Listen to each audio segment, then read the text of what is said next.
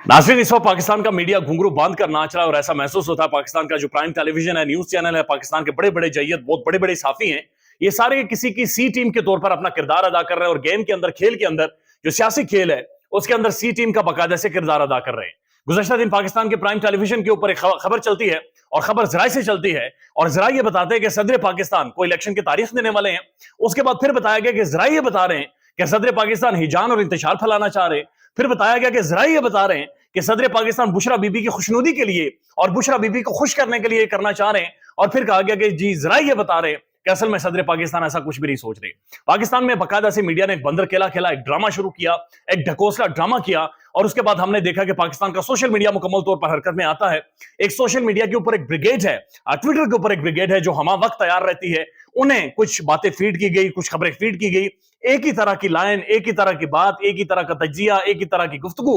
एक ही तरह के वीलॉग एक सीरीज में होना शुरू हो गए और एक ही तरह की कमेंट्री पाकिस्तान के प्राइम टेलीविजन पर शुरू हो जाती है। एक मखसूस किस्म के एक माहिर कानून साहब को लिया जाता है और मखसूस माहिर कानून आकर एक ही तरह की राय पाकिस्तान के तमाम तर प्राइम टेलीविजन न्यूज चैनल्स के ऊपर देते हैं और पूरा 1.5-2 घंटे का एक, आप कह सकते हैं कि एक प्रोग्राम, एक 1.5-2 घंटे का माहौल पाकिस्तान के प्राइम न्यूज चैनल्स के ऊपर क्रिएट किया गया। यानी ये पाकिस्तान का मीडिया है जो इस वक्त इस चीज को ठीक समझता है कि सदर पाकिस्तान इलेक्शन की तारीख नहीं दे सकते। यानी पाकिस्तान का मीडिया ये समझता है कि सदर पाकिस्तान अगर इलेक्शन की तारीख देंगे, अगर मुल्क में इंतखाबात होंगे, अगर मुल्क में जमहूरी अमल आगे बढ़ेगा तो इसमें हिजान भी पैदा होगा, इसमें इंतशार भी पैदा होगा, इसमें बुशरा बीबी की खुशनुदी भी होगी, इसमें बुशरा बीबी खुश भी होगी और इससे पाकिस्तान का मीडिया को बड़ा मसला है। और उसके बाद आता तारड़ साहब ने जो आकर प्रेस कॉन्फ्रेंस की और प्रेस कॉन्फ्रेंस करके उन्होंने कहा कि जब भी इकोनॉमी ठीक हो रही होती है, जब भी मौशत ठीक हो रही होती है तो ये जनाब इंतशार डाल देते हैं। तो इलेक्शंस इस वक्त इंतशार, इलेक्शंस इस वक्त हिजान, इलेक्शंस इस वक्त बुशरा बीबी की खुशनुदी,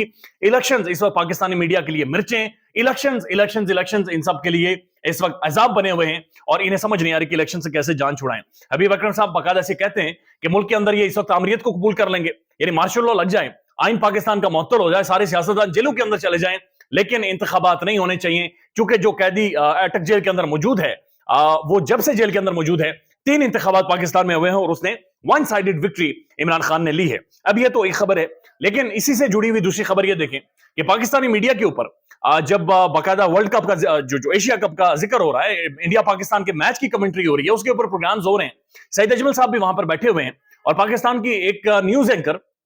उनसे सवाल पूछती हैं कि कासिम के अब्बू के बारे में आप क्या कहेंगे। यानी इमरान खान क्रिकेट की लेगेसी है, उसकी क्रिकेट दुनिया भर में इमरान खान की वजह से पहचाना जाता है, लेकिन वहां पर भी इमरान खान का नाम लेने के बजाय उन्होंने कहा कासिम के अब्बू के बारे में आपकी क्या राय। इस वक्त इस पर सईद अजमल साहब भी ट्रिगर हुए और उन्होंने कहा जनाब क्रिकेट को सियासत से दूर रखें, वो इमरान खान है, कोई कासिम के अब्बू कहकर उन्हें मुखातिब ना करे, लिहाजा इमरान खान की एक लेगेसी है, लिहाजा आप इमरान खान कहकर उन्हें मुखातिब करें। तो ये एक मीडिया का इस टाइम में रोल है कि जहां पर मीडिया को एक वॉच डॉग होना चाहिए था, मीडिया को खड़े होना चाहिए था, लेकिन हम देख रहे हैं कि 10 अरब रुपए के बाद भी पाकिस्तान का मीडिया मुकम्मल तौर पर लेटा हुआ और बिल्कुल फारिग हो गया है। अब एक खबर यह है कि बिलावल भुट्टो जरदारी साहब, आपने देखा होगा कि बहुत ज्यादा एक्टिव हैं। बिलावल भुट्टो जरदारी कभी इधर रैली से खिताब, कभी उधर रैली से खिताब, कभी इस जलसे से खिताब, कभी उस जलसे से खिताब, यानी ये अनप्रेसिडेंटेड है, ये गैर मामूली है कि एक तरफ पाकिस्तान में तहरीक इंसाफ का एक तो लीडरशिप सारी जेल के अंदर है या फिर अंडरग्राउंड है, लेकिन तहरीक इंसाफ की कोई नौजवान रैली भी निकालते हैं, कोई वोटर सपोर्टर उनका सड़कों के ऊपर भी आता है, कोई 10 बंदे भी इकट्ठे होते हैं, शेलिंग मारी की जाती है, क्रैकडाउन किया जाता है, बंदे उठाए जाते हैं, गिरफ्तार किए जाते हैं,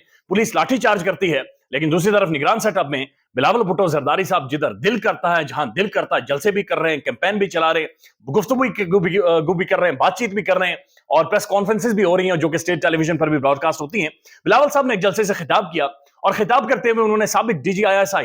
जनरल फैज को टारगेट किया। उन्होंने कहा कि जनरल फैज को क्या पता नहीं था कि अगर दोबारा से अफगानिस्तान के अंदर जब एक ट्रांजिशन हुई तो उसके बाद अगर आप यहां पर दोबारा से कुछ लोगों को लेकर आएंगे तो उससे मुल्क के अंदर इंतशार बढ़ेगा और ये इंतशार कराची तक पहुंचेगा। इसके ऊपर एक ट्वीट है जो मैं आपके सामने रख देता हूं, ये सिबगतुल्लाह विर्क साहब का ट्वीट है और ये लिखते हैं कि इन्होंने पहले तो सारी वो स्टेटमेंट लिखी हुई है कि जनरल फैज को मालूम नहीं था कि मैं दहशत गर्दों को आबाद करूंगा तो कराची आने में कितनी देर लगेगी और पाकिस्तान के पूरे प्राइम टेलीविजन के स्क्रीनशॉट्स इन्होंने शेयर किए हुए हैं। तो ये लिखते हैं कि जरदारी के इस मसखरे को 16 माह की इंटर्नशिप के बाद भी इल्म नहीं हो सका कि मुल्क में कौमी सलामती की जो पॉलिसी होती है वो किस बुनियादों पर बनती है और कौमी सलामती की जो नेशनल पॉलिसी होती है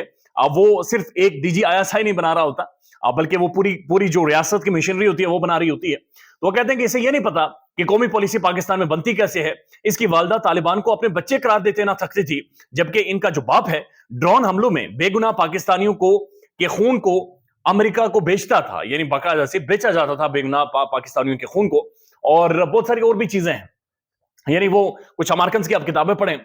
تو وہ کہتے ہیں کہ جب ہم نے ایبٹ آباد آپریشن کیا تو اس کے بعد زرداری صاحب کو جب پہلی کال کی تو وہ کہتے ہیں ہم حیران ہو گئے کہ زرداری صاحب کیسے اتنے زیادہ اطمینان کے ساتھ کہہ رہے وہ کوئی اتنا بڑا مسئلہ نہیں ہوگا. اور یہ زرداری صاحب انہی کی حکومت ہے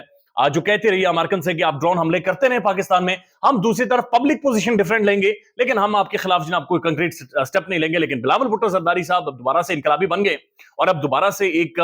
الگ ٹون میں ایک انقلابی سوچ لے کر پاکستان میں سامنے آ رہے، جہاں پر وہ اپنے والد کو کاؤنٹر کرتے ہوئے دکھائی دیتے ہیں. اور پاکستان کا میڈیا بھی اس کے اوپر باقاعدہ سے ڈھولکی بجاتا ہوا محسوس ہوتا ہے کہ والد اور بیٹے میں اختلافات پیدا ہو گئے. والد پرانا زمانے کا سیاست دان ہے، بلاول نیا انقلابی، ایک نئی سوچ، نئی انقلابی سوچ کے ساتھ بلاول بھٹو زرداری صاحب آگے لے کر جائیں گے. تو یہ ایک اور پھکی پاکستانی عوام کو دی جا رہی ہے اور ایک اور ڈھکوسلا ڈرامہ پاکستانی عوام کے ساتھ کھیلا جا رہا ہے. ایک ویڈیو ہے جو سوشل میڈیا پر سرکولیٹ کر رہی ہے اور یہ بڑی انٹرسٹنگ ویڈیو ہے. یہ ویڈیو 3 منٹ کی ہے اور 3 منٹ کی پریس کانفرنس ہے. ایک نوجوان پریس کانفرنس کر رہا ہے، یہ نوجوان وکیل ہے، یہ سرگودا بار سے ان کا تعلق ہے اور یہ کہتے ہیں کہ 10 اگست کو سرگودا پولیس نے انہیں سیشن کورٹ کے احاطے سے انہیں گرفتار کیا. پولیس نے ان کی آنکھیں بند کی، ان کے ہاتھ باندھے اور انہیں زبردستی اٹھا کر لے کر گئے. اس کے بعد وہ کہتے ہیں کہ مجھے ایک ایسی جگہ پر لے جایا گیا جو کہ نامعلوم جگہ ہے، وہاں پر جا کر مجھ پر تشدد کیا گیا اور میرے بچے، میری فیملی اور ہم سب کو تھریٹ کر کے کہا گیا کہ آپ یہ سٹیٹمنٹ دیں اور مجھ سے زبردستی ایک سٹیٹمنٹ لی گئی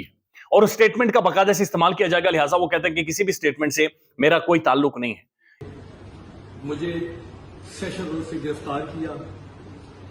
سیشن روڈ سے گرفتار کرنے کے بعد جس طرح میری آنکھیں بند کر کے میرے ہاتھ باندھ کر ایک نامعلوم جگہ پر لے گئے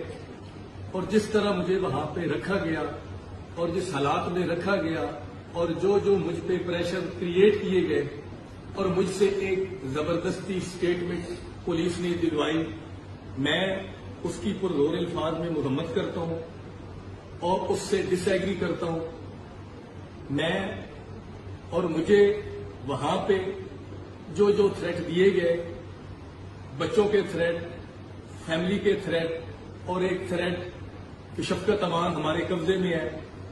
ہم اس کو کبھی باہر نہیں آنے دیں گے. ان حالات میں جس قدر مجھے مجبور کیا گیا اور جس طرح مجھے وہاں پہ رکھا گیا، میں سمجھتا ہوں اگر کوئی بھی انسان وہاں پہ ہوتا تو ان حالات میں شاید اس کے بس میں نہ ہوتا. جب اس کے وہاں پر معصوم بچوں کا ذکر کیا جائے، اس کی فیملی کا ذکر کیا جائے، اس پہ ایسے پریشرائز اور ایسے ڈاکومنٹ دکھائے جائیں کہ اگر تم نے یہ بیان نہ دیا تو تمہارے ساتھ کیا کچھ ہو سکتا ہے. یعنی آپ اندازہ لگائیے کہ وہ یہ کہہ رہے ہیں کہ پاکستانی پولیس نے باقاعدہ سے یہ سارا کام کیا اور یہ ساری کاروائی ڈالی ہے. یعنی جو کریک ڈاؤن ہے، جو مار دھاڑ ہے، جو اٹھانا ہے، جو غائب کرنا ہے،